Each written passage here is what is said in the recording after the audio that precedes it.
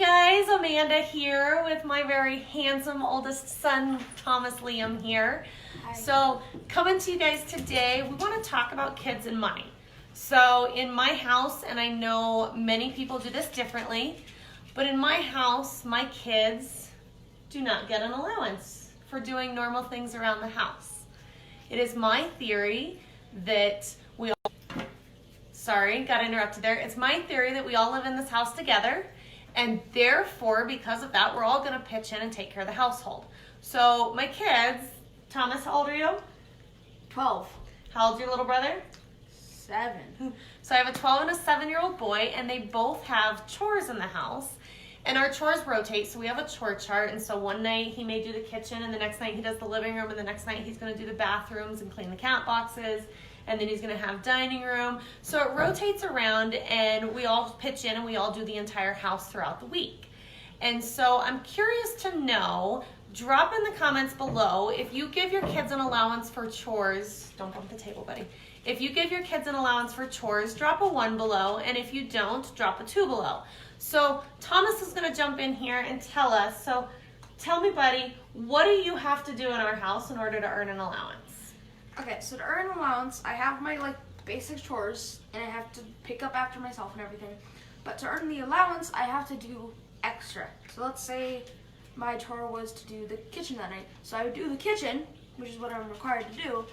But then I would have to do maybe the living room or the dining room or something like that to do extra, and then I would earn money based on how dirty it was and how much I had to do. And so my guideline is that they can't get an allowance for doing each other's chores. So he can't do his little brother's chores and then get an allowance for that, because now he's taken away his little brother's responsibility. So they either have to do a room that is not assigned to anyone that day, or they have to do my chore for the day in order to get an allowance. Kind of works out for me in that sense. So, but that is how, I think it's really important to teach kids about responsibility and money, and in my house, this is how we do it. Melissa says they give them a cost of living budget. Curious to know how you do that and what that looks like for you guys, Melissa. That's really interesting. Because that's probably right along the lines of what I'm doing, and just kind of teaches them the difference between responsibility and money. So I always tell my kids that I have 2 responsibilities as a mom. 1, I have to make sure they make it to 18 alive. And 2, I have to make sure that they go out into society and they're not just complete and utter jerks.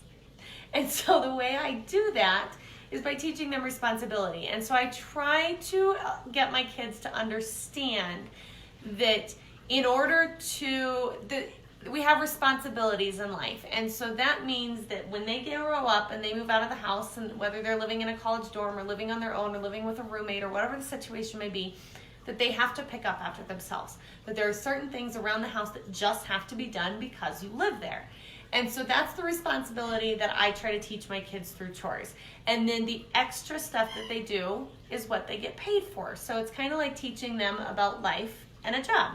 So their job is the extra things, and that's where they can earn money.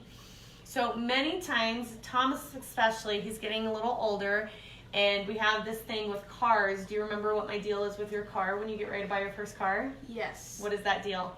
Okay, so the deal is that you will give me as much money as I have earned in that time. You will give me as much as I have. So I only have to have half of what I need to pay for my car. So I'll match you so you can get a car that's twice as expensive as what you have money for. So he's really on a mission right now. He is working on saving for a car because he's 12 years old, just turned 12, but he doesn't want just a beater car. So he's really working on saving towards that. So he is my saver, Daniel is my spender. But this one, every time he gets money, it doesn't matter if it's Christmas money, if it's birthday money, if it's money he makes here through doing extra chores, if it's money that someone gives him for doing something else, what do you do with it instantly? I give it to you, so you put it in my bank account. So we can put it in the bank account. This kid has a pretty decent savings account from doing that at this point. So I'm really proud of him in that sense. Daniel, on the other hand, I kind of have to break his money up and say, okay, you can have this much to spend and this much has to go into savings so that he builds up savings. Otherwise, he'd have nothing ever because he's a spender.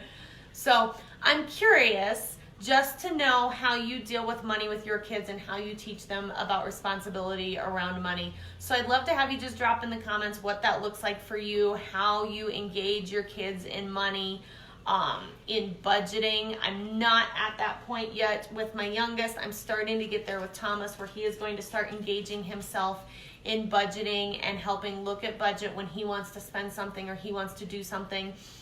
The other thing I do that I just thought of as we were talking about budgets is when we go on vacations, I tell them there's certain things that I will buy on vacation, but that if they want to buy anything extra or anything special for themselves, that they have to buy it for themselves. So typically for about the month before vacations, I almost don't ever end up doing my own chores around the house, because between him and his little brother, they're trying to rack up some money for vacation. And so they're constantly doing my chores for me. It's really nice. So not only do I get to go on vacation, but the month before I don't have to do any household chores because they're earning money. So just wanted to pop in and share that with you guys today. I really hope you found some value in this. I'd love to hear your thoughts. Like I said, drop in the comments a 1 if you give your kids allowance for chores. Drop a 2 if they have to do something extra and they don't just get an allowance.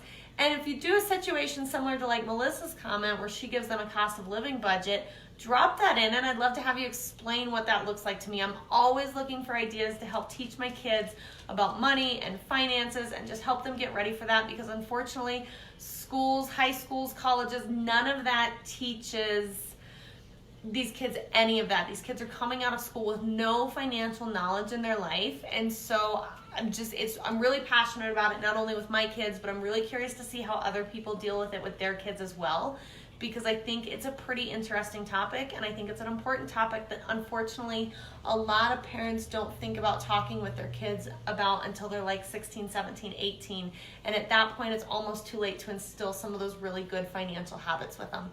So I hope everybody has a fabulous Friday and a great weekend. Thanks for joining us. Thomas, thanks for hopping on and talking to us about money today. We appreciate it. Everybody have a really great day. Bye, guys.